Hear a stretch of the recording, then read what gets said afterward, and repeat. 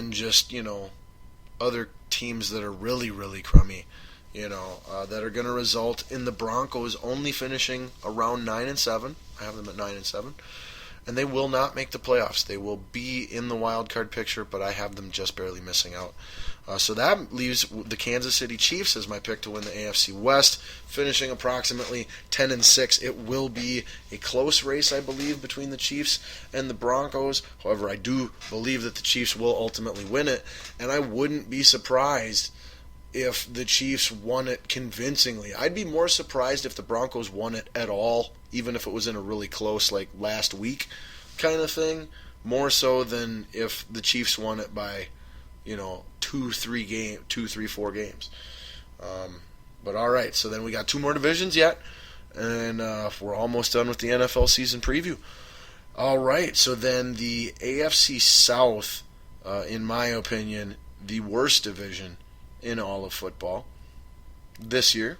That's right, no longer the AFC West. We got the AFC South. Now, however, the AFC South does have the best AFC team in it, record-wise at least, in my opinion, and that would be the Indianapolis Colts. I believe they will finish this season somewhere between 12-4 and 14-2. So I put them in at 13-3 to win the division. Behind them, battling for 500 at 7-9, I have the Houston Texans, primarily because of quarterback concerns, health concerns, and just, other general question marks. Then, let's bump that up one game, all right? Then, not at 5-11, but at 6-10 in third place in the AFC South, we have the improving, rebuilding Jacksonville Jaguars. That's right, the Jags are going to win 6 games this year. They are on the upswing,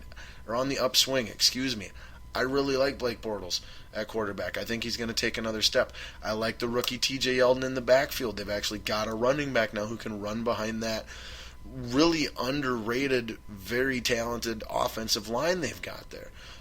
If Julius Thomas can get healthy, he's as good of a tight end threat as anyone in the league not named Rob Gronkowski. Or maybe Jimmy Graham, but that boat might have sailed. Not sure. And then defensively, they're already really good from last year. If you follow, you would know that. So, I got the Jags at 6-10, and then in the last place, and the worst AFC team this year, the Tennessee Titans will finish around 3-13. That's what I have them. And that would actually be phenomenally good for Tennessee, assuming that Marcus Mariota still develops and progresses into a legitimate starting quarterback in the NFL over his rookie season, because then that would allow them the draft positioning next year to acquire the necessary weapons that he needs to continue in his progression, because he is very, very limited. That whole team is really limited on the offensive side of the ball for any kind of weapon or threat whatsoever. Marcus Mariota has almost nothing to work with. So as long as he can get it individually this year, then that's the ideal situation. As Marcus Mariota gets what he needs to do and how to be an NFL quarterback over this season, while the team loses a whole ton of games, so that we can acquire a bunch of, talented skill positions to surround him with for the foreseeable future and build, and then boom, you've got a good portion of you've got the majority of your building blocks then in place for a winning team in the future. And that would leave us with one division left that we haven't touched on here yet, and then we'll be wrapping up our NFL season preview. As big and thorough and in-depth of a season preview, I hope and believe at least, as anyone would give you, at least for free. So, in the AFC North, in last place, of course, you just pencil them in every year for forever. The Cleveland Browns, for argument's sake, I got them at 6-10 this year. Their defense is still really good. They actually added a few pieces on offense. Their offensive line is still elite level, like one of the best in the league. Nobody understands how good the Cleveland Browns offensive line is because they don't win very many games. The reason no names like Isaiah Crowell are able to come out and be fantasy studs last year is because the Cleveland Browns offensive line is money, yo. I mean, just for real. Ugh. But, quarterback issues, still a little lack of talent at the skill positions, and I'm not sold on the coaching staff there yet necessarily either. So we got them 6-10 last place. Maybe 4-12, 5-11. Definitely no better than 7-9. They will not finish 500. Then above them, I've got the Ravens in third place at 8-8, right around 500. And then above them in second place, I've got the Steelers, the best offense in all of football last year, and they should be able to pick up right where they left off, minus the first two games when they're without super stud running back Le'Veon Bell, who was suspended the first two games. And then at 10-6, barely winning the division, the Cincinnati Bengals. And then losing in the first round of the playoffs, because that's what they do. Why Marvin Lewis is still the head coach there is I will never understand. It's quite obvious that this guy will never, ever coach a team anywhere in the playoffs. Okay, if he got to the second round of the playoffs, that's it. Like, I don't expect to see Marvin Lewis head coaching a team in a conference championship game ever, let alone in a Super Bowl. He just doesn't have what it takes. It's nothing personal. He just doesn't have it. So anyway, that would make your 6 AFC playoff teams. The Colts, the 1 seed. The Patriots, the 2 seed. Then we would have the Chiefs and Bengals at the 3 and 4 seed, both at 10-6. And then the wild cards both at 9-7. No, excuse me. The top wild card at 10-6 would be the Miami Dolphins, and the final wild card at 9-7 would either be the Steelers or the Broncos. And I'm going with the Steelers, just on a hunch, more than anything, in that one. So that's about as team by team as we can get. That's your regular season predictions. We'll go quickly over the postseason predictions and the individual award predictions, and then move on to other quickie topics before we got to wrap up the show, and I got to do some fantasy football drafting. Oh man, I can't wait. Oh, it's like Christmas and my birthday and 4th of July all rolled into one. Man, awesome. But so, in the NFC Championship game, I am predicting that the Seattle Seahawks will make it to the NFC Championship game and be victorious. I know that's not very bold, but listen to this. It will be over. They will defeat in the NFC Championship game. Not the number 2 seed Packers. Not the 3 seed Cowboys.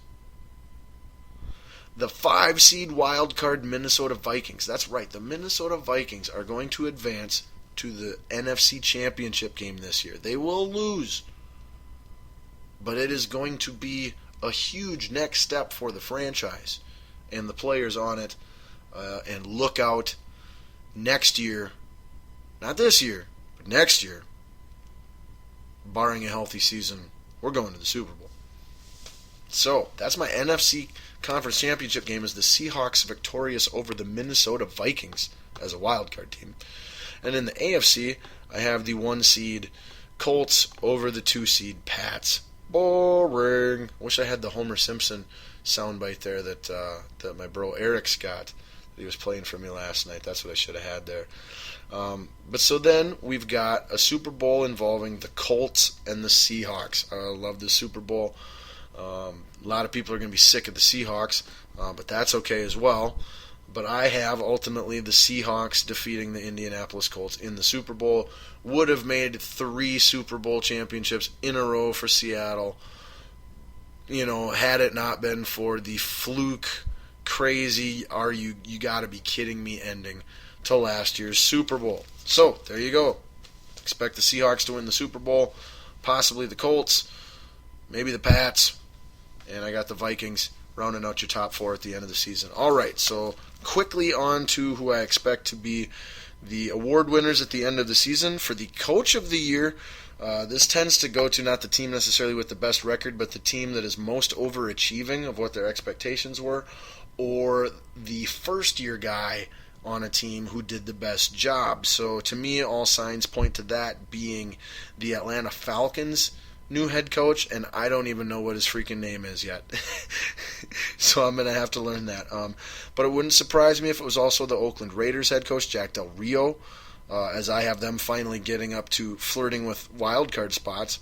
Not quite making it, but you never know. Like I said, they got a lot of amazing young building block pieces there. Andy Reid getting the Chiefs to win that division, I think, is another possibility. The Colts finishing with the best record makes it possible. If Zimmer can win the division in his second year with the Vikings, I think he's a candidate. And then also your other two first-year guys that I think are candidates would be Todd Bowles and New York Jets, although they won't win enough games, and Rex Ryan with the Buffalo Bills, who that is a decent, strong possibility. But so your top money would be, your favorite would be Atlanta's head coach, then probably followed by Jack Del Rio, then followed by Rex Ryan, and then I'd go Zimmer, and then nobody else really, maybe Andy Reid or Chuck Pagano.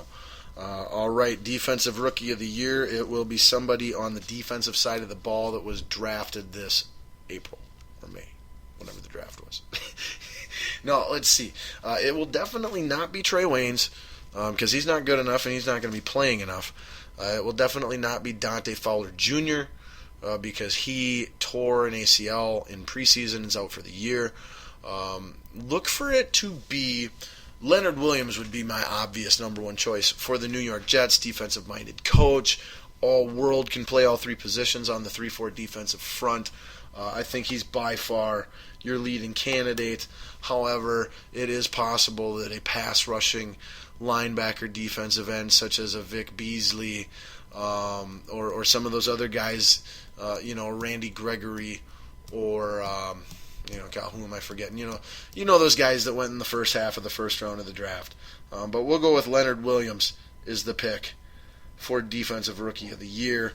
Offensive Rookie of the Year, I'd be stunned if it's anyone other than Marcus Mariota or Jameis Winston, considering that when rookie quarterbacks start a full 16-game season, they almost always win Rookie of the Year. You got to stink really bad if you're a rookie who starts all 16 games and you don't win Rookie of the Year. Like, you need to really stink hard. Or someone else has to be phenomenal. But so if Mariota or Winston doesn't win it, my pick there, by the way, I think Mariota's going to be the better quarterback right away, but Winston's got so many more weapons to put up statistics with. So let's say Jameis Winston as your favorite for the Offensive Rookie of the Year. However, don't be surprised if it's Marcus Mariota or a receiver such as Amari Cooper is definitely one of the other favorites. Dorial Green-Beckham, Marcus Mariota's second-round receiver that he got, huge, like 6'5", Megatron type dude.